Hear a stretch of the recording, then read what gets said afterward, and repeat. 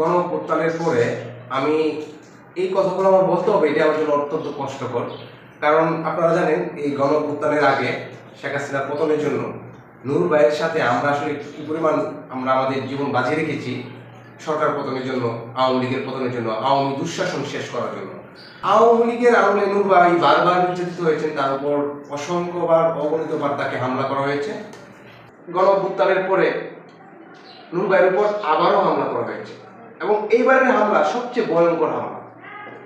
যে এই হামলাটাকে ভয়ঙ্কর এই কারণে বলছি, কারণ আওয়ামী লীগের আমলে পুলিশ হামলা করেছে, ছাত্রলীগ, যুবলীগ, আওয়ামী লীগের নেতাকর্মীরা হামলা করেছে। কিন্তু এই গণঅভ্যুত্থানের পরে বাংলাদেশের স্বাধীনতা সার্বভৌমত্বের প্রতীক আমরা যাদেরকে মনে করি বাংলাদেশ সেনাবাহিনী, সেই সেনাবাহিনীর ড্রেস পরিহিত সদস্যরাও নূর ভাইকে নির্মমভাবে পিটিয়েছে। পুলিশ, সেনাবাহিনী যৌথভাবে গণঅভ্যুত্থানের পরে নূর ভাইয়ের উপর হামলা করেছে। অসংখ্য নেতাকর্মী আহত হয়েছে। দাবি কি ছিল? দাবি ছিল আপনার জাতীয় পার্টি নামে, যে জাতীয় বেইমান পার্টি, যারা আওয়ামী লীগের দীর্ঘ ফেসিবাদের যে শাসনামল, যারা আওয়ামী লীগের যে অবৈধ নির্বাচন সেগুলোকে যারা বৈধতা দিয়েছিল, শেখ হাসিনার ক্ষমতাকে যারা দীর্ঘায়িত করেছিল, তাদের নিবন্ধন বাতিল, তাদেরকে নিষিদ্ধ করার দাবি জানাচ্ছিল। এখানে একটা যৌক্তিক দাবিতে নূর ভাই যখন তার কর্মসূচি করতে যাচ্ছে বা তার একটা সংবাদ সম্মেলন করতে যাচ্ছে, তার কার্যালয়ের সামনে এসে নূর ভাই সহ তার নেতাকর্মীদেরকে নির্মমভাবে পিটানো হয়েছে। আপনারা দেখেছেন নূর ভাইয়ের মুখমণ্ডলের অবস্থা, সে মৃত্যুর সাথে পাঞ্জা লড়ছে আইসিইউতে। তো এই যে গণঅভ্যুত্থানের পরে পুলিশ এবং সেনাবাহিনীর এত দুঃসাহস কিভাবে হয়? এখন তারা আওয়ামী লীগের হাতে রাষ্ট্র ক্ষমতা না, ঠিক না? হ্যাঁ, আমরা মানি যে আওয়ামী লীগ, ইন্ডিয়া, এদের একটা ষড়যন্ত্র আছে, ওরা তাদের মতো করে কাজ করে যাচ্ছে এই সরকারের বিরুদ্ধে বলেন বা এই দেশের জনমানুষের যে এ দেশকে কিভাবে অস্থিতিশীল করা যায় সেজন্য তাদের একটা প্রচেষ্টা আছে। কিন্তু এই বর্তমান উপদেষ্টা পরিষদ এই নুরুল হক নূর ভাইয়ের উপর যে পুলিশ এবং সেনাবাহিনী ন্যাক্কারজনক হামলা করেছে, এর জন্য বর্তমান উপদেষ্টা পরিষদেই 99% দায়ী। আপনি আজকে আমি স্বরাষ্ট্র উপদেষ্টার প্রেস ব্রিফিং শুনছিলাম, তো স্বরাষ্ট্র উপদেষ্টা তিনি তার বক্তব্যে নূর ভাইয়ের প্রসঙ্গটা একবারও আনলেন না। তিনি আনলেন নির্বাচন, তিনি আনলেন সংস্কার, তিনি আনলেন যে আইন শৃঙ্খলা বাহিনীর যে তারা যা করতেছে সেই আইন শৃঙ্খলা বাহিনী নির্বাচনের জন্য প্রস্তুত, আইন শৃঙ্খলা বাহিনী খুব কাজ করতেছে, এসব আলাপ। এবং নূর ভাইয়ের প্রসঙ্গটা টেনে একটা সাংবাদিক যখন প্রশ্ন করতে চাইল, তখন সে ভিন্ন আরেকটা প্রসঙ্গ টেনে আনলো। What is this? এটার মানে কি? এটা মানে হচ্ছে নুরুল হক নূরের ইস্যুটাকে ধামাচাপা দিতে যাচ্ছে স্বরাষ্ট্র উপদেষ্টা। এবং এই নূর ভাইয়ের উপর হামলার পরে স্বরাষ্ট্র উপদেষ্টার একটা আমরা কল রেকর্ডও শুনেছিলাম। সেই কল রেকর্ডে স্বরাষ্ট্র উপদেষ্টা পুলিশকে সরাসরি নির্দেশ দিচ্ছেন। জানি না এটা এআই দিয়ে বানানো নাকি আসলে স্বরাষ্ট্র উপদেষ্টার বক্তব্য। তো এই অবস্থায় স্বরাষ্ট্র উপদেষ্টা তো কোনোভাবেই দায় এড়াতে পারে না, এবং আমি স্বরাষ্ট্র উপদেষ্টাকে সরাসরি জড়িত মনে করছি এই অবস্থায়। এবং স্বরাষ্ট্র উপদেষ্টা বা এই সরকারের যদি আসলে একটা পারমিশন না থাকে, সরকারের যদি একটা সম্মতি না থাকে, তাহলে জাতীয় পার্টির অফিসের সামনে পুলিশ এবং সেনাবাহিনী গিয়ে অবস্থান নিবে, এটা কি আপনারা কিভাবে মনে করেন? পুলিশ এবং সেনাবাহিনী জাতীয় পার্টির অফিসের সামনে অবস্থান নিচ্ছে, এটার মানেটা কি? মানে যে সেনাবাহিনী এবং পুলিশ এই সরকারের নির্দেশেই তারা জাতীয় পার্টিকে সেভ করতেছে। এখন আমাদের সবার মূল দাবি হয়ে গেছে জাতীয় পার্টি নিষিদ্ধ চাই। হ্যাঁ, এটা আমারও দাবি, নিষিদ্ধ চাই। কিন্তু সরকার, এই বর্তমান উপদেষ্টা পরিষদ, সেই উপদেষ্টা পরিষদ অত্যন্ত সুকৌশলে এখানে এক দিলে কয়েকটা পাখি মারতে চাচ্ছে। এটা এই সরকারের একটা পলিটিক্স, যেটা অত্যন্ত নোংরা একটা পলিটিক্স।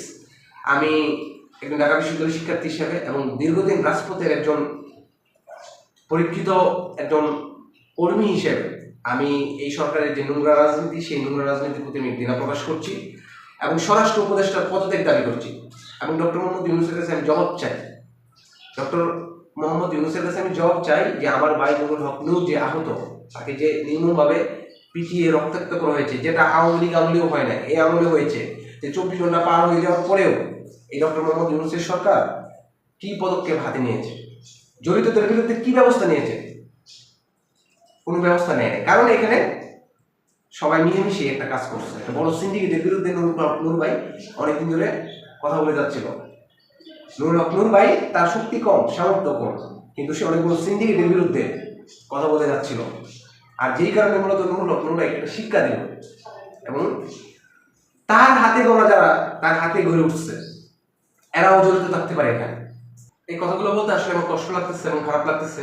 আমি আসলে স্বরাষ্ট্র উপদেষ্টা, প্রেস ব্রিফিং এবং আসিফ মাহমুদ সজীব ভুইয়া যে শিক্ষার্থীদের প্রতিনিধি হয়ে সে উপদেষ্টা হলো, তার এখন পর্যন্ত একটা কোনো বক্তব্য দেখলাম না, একটা লেখা দেখলাম না। অথচ সে ডাকসুর বিপি কে হবে সেটার একটা সমর্থন সরকারি পদে থেকে ডাকসুর বিপি কে হবে, মানে ডাকসুর বিপি হিসেবে কাকে চায় সে সেটার সমর্থন জানায়।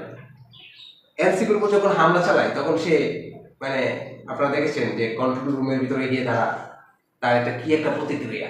অবশ্য ডাকসুর বিপি যে বাংলাদেশের অঙ্কা সারা বাংলাদেশের সবচেয়ে জনপ্রিয় নেতা, নুরুল ভাইয়ের অনেক সমালোচনা থাকতে পারে, আমি নিজেও সমালোচনা করেছি এবং এটা আপনারা অনেকে দেখেছেন, কিন্তু সে সারা বাংলাদেশের মানুষের হৃদয়ের স্পন্দন এবং বাংলাদেশের মানুষের আন্দোলনের যে মানে একটা স্পৃহা, আন্দোলন সংগ্রামের মূল নিউক্লিয়াস ছিল নুরুল হক নূর।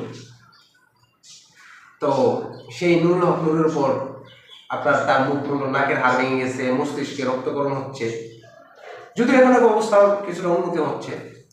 তো এখনো কিন্তু খুব আশঙ্কা মুক্ত না।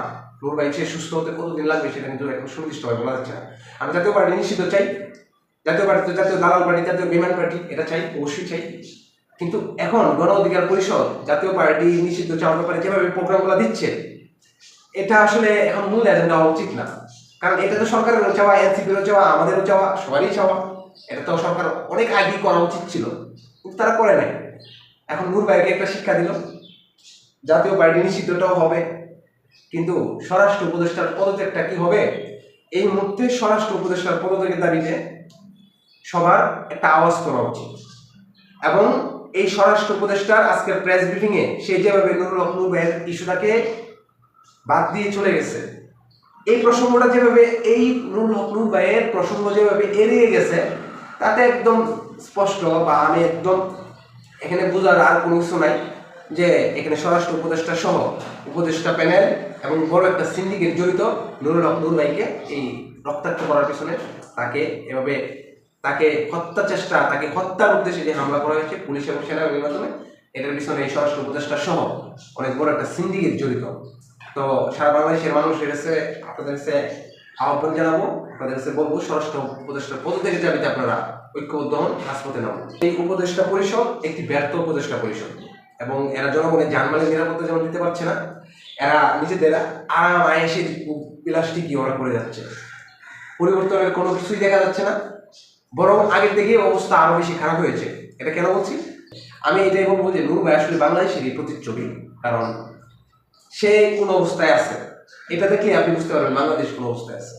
এটা সেই পুরোনো আমল থেকে, মানে সেই আমি যখন থেকে আন্দোলন শুরু করি তখন থেকে আসলে বিষয়টা এই মানে আমি তখন থেকে বিষয়টা এইভাবে খেয়াল করেছি। নুরুল ভাইয়ের সাথে বাংলাদেশের একটা কানেকশন ওতপ্রোতভাবে জড়িত। সে হুট করে 6 দিনের আন্দোলন নেতা হয়ে যায়। সে ধীরে ধীরে ধীরে ধীরে লড়াই সংগ্রাম করতে করতে, শত প্রপাগান্ডার বিরুদ্ধে লড়াই করতে করতে তারপরে সে নেতা হয়েছে। সে বাংলাদেশের মানুষের মন জয় করেছে, হৃদয় জয় করেছে। নুরুল হক নূরকে যারা দাবি দিতে চাচ্ছেন, যারা শিক্ষা দিতে চাচ্ছেন, তারাই শিক্ষা পাবেন এবং আপনারা আপনাদের বিপদ ডেকে এনেছেন। কারণ বাংলাদেশের কলেজে আঘাত করেছেন, বাংলাদেশের হৃদয়ের স্পন্দন আমরা থামাতে চেয়েছেন। বাংলাদেশের কলেজায় আঘাত করার পরিণতি অবশ্যই আপনাদেরকে ভুগতে হবে।